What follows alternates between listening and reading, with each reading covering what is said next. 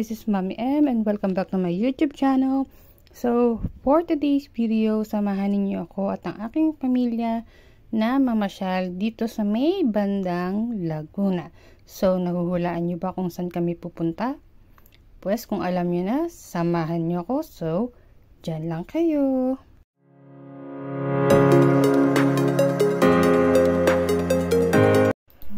So, ito na nga guys. So, nandito kami sa may Walter Mart dito sa may bandang Santa Rosa, Laguna para bumili ng pagkain. Kasi, although may tinda naman na pagkain dun sa pupuntahan namin, pero syempre, since lunch time na kami dumating dito, so mas makakatipid kami kung magdadala na lang kami ng sarili namin pagkain. So, ang binili namin dito is isang buong manok at saka isang soft drink. So, dun na lang kami sa pupuntahan namin kakain sa may bandang parking lot.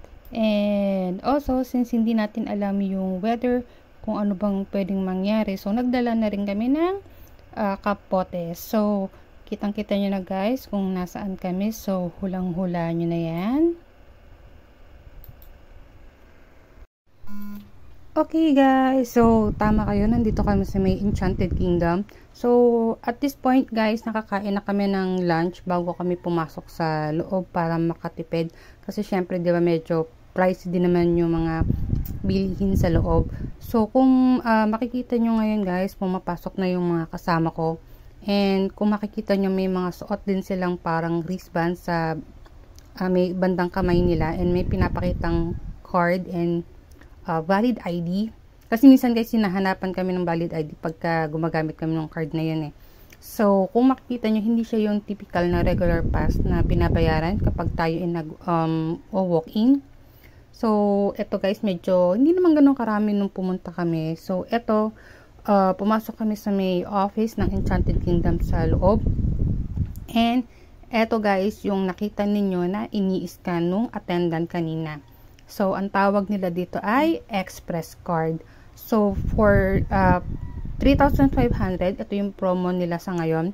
Meron ka ng unlimited admission and rides for 1 year. And ang pinagkaiba niya guys sa regular pass is hindi nyo kailangan maghintay sa mahabang pila, especially kung yung mga rides na katulad ng Rio Grande, ng mga Flying Fiesta, or any ride na medyo mahaba ang pila. Mas magiging priority kayo na mauna kesa dun sa mga tao na nakapila sa regular lane. So, yung membership na nakuha namin guys before is good for 2 years. Pero ngayon ang ino-offer na lang nila is 3,500. Pero sulit pa rin, especially kung malapit-lapit kayo dito sa Santa Rosa. So, yung first ride namin guys, hindi ko na lang nakuna ng video. Nagpunta kami sa bump car. So, eto, pumipila ngayon yung mga kasama ko dito sa up and away. So, hindi ko lang sure kung makikita nyo yung sign doon. Kasi may nakalagay dyan guys na sign kung saan kayo pwedeng pumila pag ang ginagamit ninyo ay express. So, bago pala kami pumasok doon, tinignan namin yung Extreme Tower Ride kasi yung pamangkin ko gusto sana sumakay. Kaya lang at that time, under maintenance siya. So, kung makikita nyo, walang pumipila. So, eto na. Hihintay na lang namin na papasukin kami. Hindi naman ganun kahaba guys yung pila sa mga ride niyan. Kasi siguro dahil nga alam ng mga tao na naulan. And at that time, yung kapatid ko is bumalik na rin sa van. Kasi medyo umaambon. Eh, syempre mahirap na may mga kasama kaming bata. So, kinuha namin yung baon namin na kapote. So, eto. After naman namin nagpapasok na rin sila dun sa mga tao na nakasakay sa regular lane. And may mga rides pala dito guys na bawal ang paggamit ng cellphone. Dito sa up and away, hindi masyado silang stricto. Siguro kasi hindi naman ganun kabilis yung pag-andar nung ride. Okay guys, so nakabili na kami dito sa tinatawag nilang roller skater. Honestly guys, sa ilang beses ko nang pumupunta ng Enchanted Kingdom, first time ko tong masasakyan kasi sa tuwing pumupunta ako dito, especially kunyari pag kami field trip yung mga anak ko, sobrang haba ng pila. Siguro kung pagka field trip season, tas kung sasakay ka dito, estimated na at least 30 to 40 minutes bago ka makasakay. Pero since may gamit kaming express card, so hindi naman ganun kahaba yung pila sa regular lane, pero at least mas nauna kaming sumakay kesa sa kanila. So nung sumakay kami dyan guys, is nasa may bandang unahan kami. So eto na guys, sumakay naman sila dito sa tinatawag na Angkor Away. Nasakyan ko na rin siya guys, pero talagang hindi ko carry yung feeling, especially pagka yung umaandar na siya. So ang ginawa ko na lang is kinunan ko na lang sila ng video. So kasama yung anak ko tsaka yung isang pamangkin ko. So panoorin nyo yung pagsakay nila.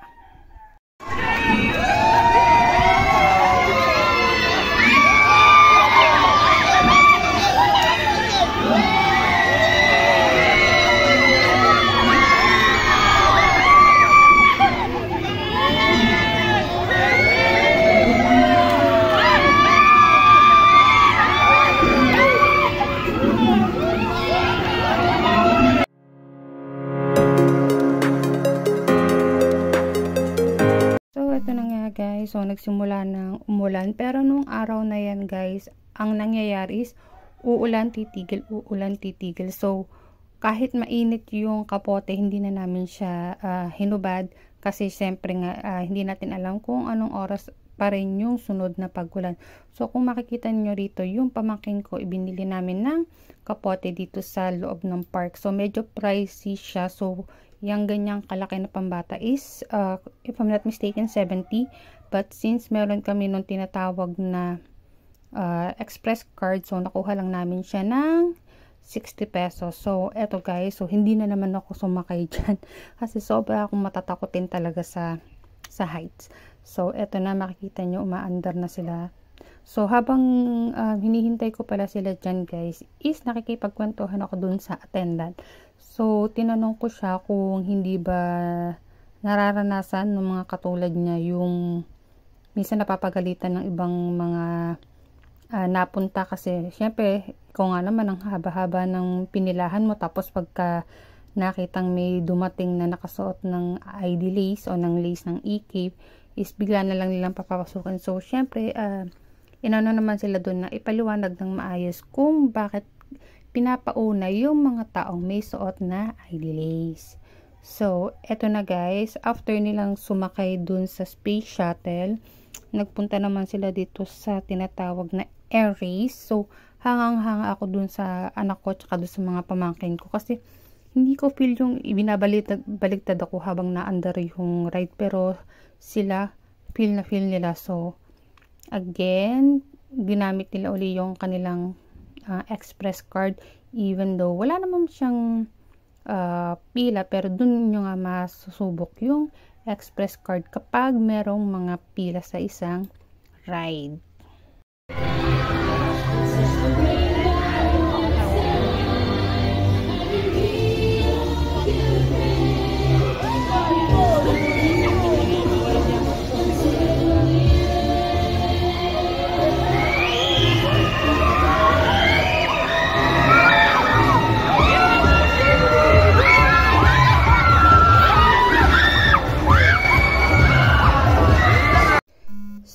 Next guys, nandito kami sa may Rialto. So, hindi ko na lang nakunan yung pagpasok namin mismo dito kasi medyo nagmamadali kami.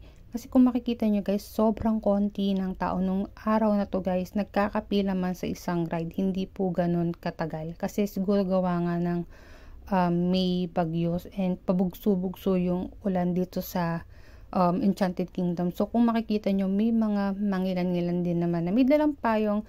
Tapos, meron din naman iba na bumibili ng kapote. So, ang kapote rito guys, ang price niya is kung kunyari for adult, nasa around 80 pesos.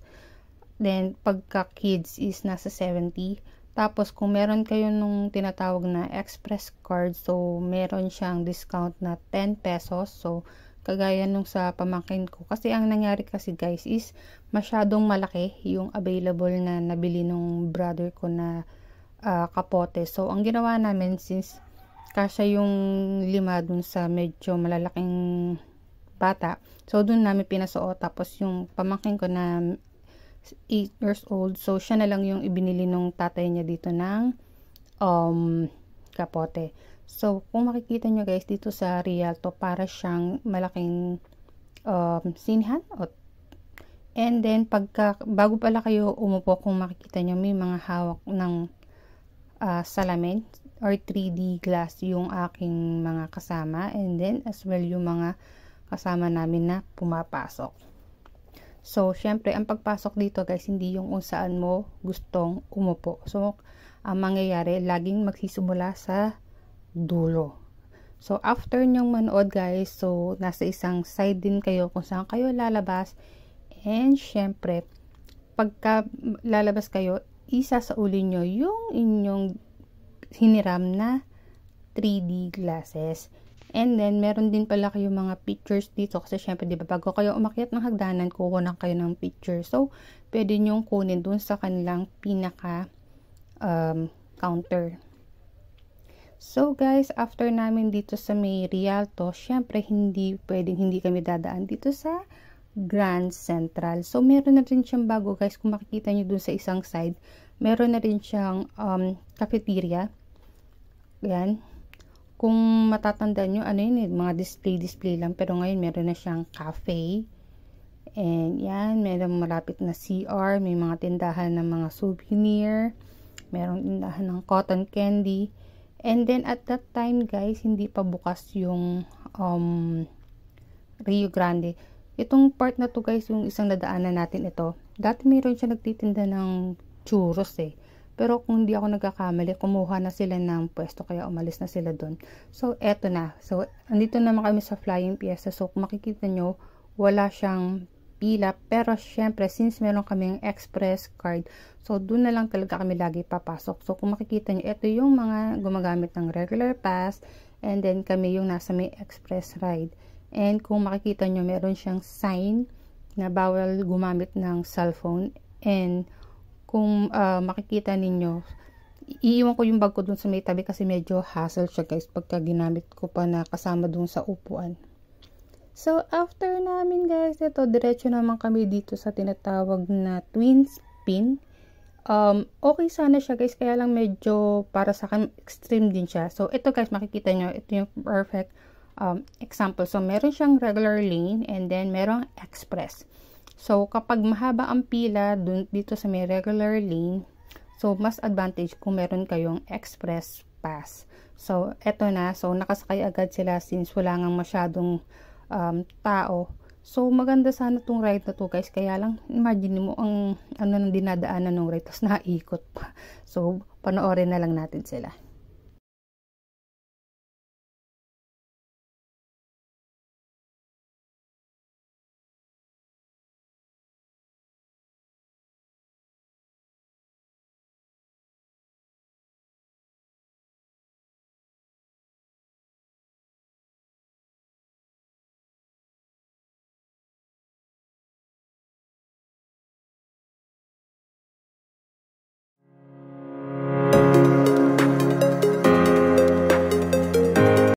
So, next guys, nandito naman tayo sa my This Own Magic. So, nakasubukan ko na rin sumakay dyan, kaya lang medyo may trust issue ako dun sa nakaano sa likod ng mga sumasakay. Although, alam ko naman na safe naman siya, kaya lang hindi na. So, nasubukan ko na siya, tama na yon. Pero hang ako dun sa anak ko, may mga rides siya na hindi niya gusto sakyan, pero nung pinanood ko siya habang nakasakay siya rito, so twice pa silang sumakay dito and hindi ko nakikitang natatakot siya, nakikita kong e-enjoy pa siya. So push lang natin yan. So panoorin nyo ulit.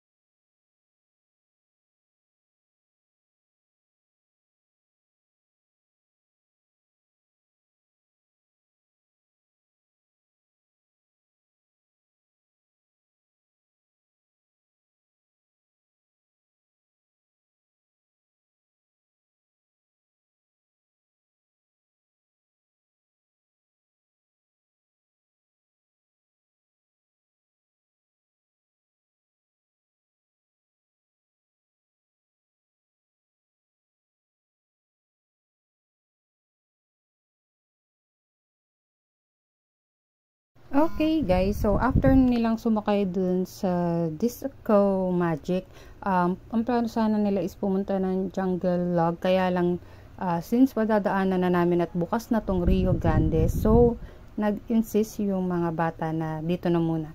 And since may mga suot kaming kapote guys, hindi kami nagdalawang isip na sumakay na kasi sure namin na hindi kami mababasa kasi yung dating punta namin nung hindi pa kami nagdadala ng kapote, ito yung ride na hinuhuli namin kasi nga obviously pagkatapos nyong sumakay dito basang basa kayo, so it's either magbayad kayo dun sa pinaka machine nila para madry kayo or magpalit kayo ng damit sa may sasakyan. So kung makikita nyo, naglakad kami halos dito sa kabilang side ng Rio Grande kasi dito po pumapasok yung mga may gamit ng express card.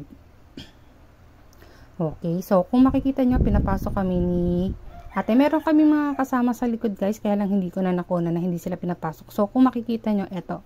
So nauna kaming umakyat kaya sa doon sa mga nakapila dito sa regular lane. And itong Rio Grande, ang isa rin sa pinaka may mahabang pila sa tuwing siya nagbubukas. Honestly guys, kapag field trip season, hindi ko to nasasakyan kasi once na nagbukas to, yung kung nakikita niyo yung pilahan ng mga tao sa labas, hanggang doon yung pila. But since hindi pa naman field trip season tapos kakaunti ang mga tao, so madali kaming nakakaakyat. So good for 8 people yung bawat sakay dito. May mga nakasama pala kaming isang bali mag-aama dito kasi tatatlo lang sila. So since kasya naman sila na sumabay sa amin kasi 5 lang kami, so pinasama yung mag-ama sa amin para hindi naman sila kasi bawal yata pagtatluhan lang eh. And after that, eto diretso na sila sa Jungle Log. So yung anak ko ayaw, so ang nagsakay lang dito is yung kapatid ko at saka yung dalawang pamangkin kong lalaki. So dito nakasuot din sila ng kapote, so secure din sila na hindi sila mababasa.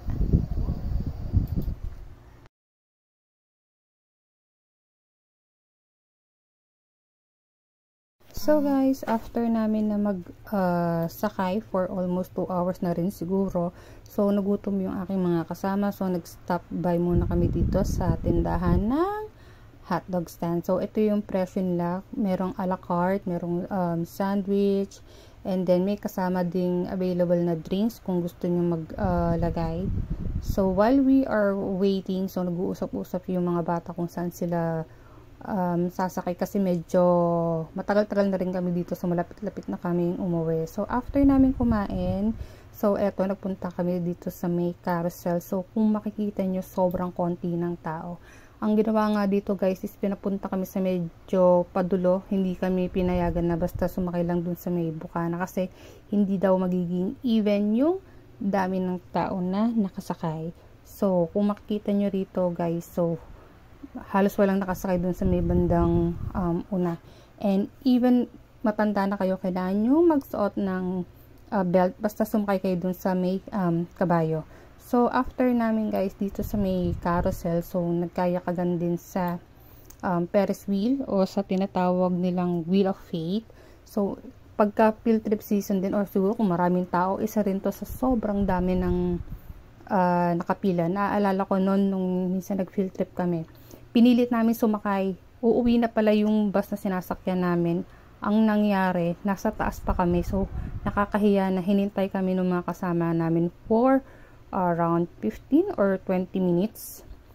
And, eto guys, thankful kami guys kasi nung nasa tuktok kami, wala siyang masyadong malakas na hangin. Kasi nung huling pumunta kami dito, medyo nakakatakot siya. Kasi, imagine mo nasa taas ka, tapos ang lakas ng hangin at saka ang lakas ng ulan. So guys, ito yung huling ride na sinakyan namin.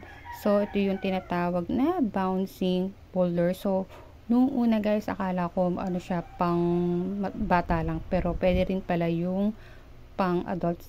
Dito namin unang pina-experience sa pamangkin ko yung pagsakay kasi hindi nga siya pwede sumakay dun sa isang pang adult, yung extreme tower ride. So guys, after siguro mga more than 3 hours, so around 5:30 ng hapon, so nag-decide na kami umuwi, pwede naman kayong bumalik guys. Kung kunyari may naiwan kayo, kung gusto nyo kumain sa sasakyan, kailangan nyo lang ipakita yung nasa may kamay ninyo. And by the way guys, so papakita ko pala sa inyo kung saan namin nakuha yung nakalagay sa kamay namin na parang wristband. So kung kayo ay merong extreme card, pupunta kayo dito sa office na to. So dito nila inilalagay yung nakikita nyo sa may kamay ko. Kasi yung mga nasa regular pass, wala po silang suot. So guys, so hanggang dito na lang muna. Thank you sa pagsama sa amin kahit na medyo naging maulan siya. And tinanong ko naman yung mga kids na enjoy naman nila yung araw na to kahit na ulan. Kasi may mga suot naman din kaming kapote. Katulad guys sa Rio Grande, siguro sumakay kami ng 3 beses. Kasi bukod sa kakaunti nga yung tao, nakakauna pa kami gawa ng kami ay extreme card holders. So hanggang dito na lang guys. Please don't forget to click the subscribe button and the notification bell para maging updated kayo pag nag-upload ako ng bago kong video. So I'll see you soon. Bye!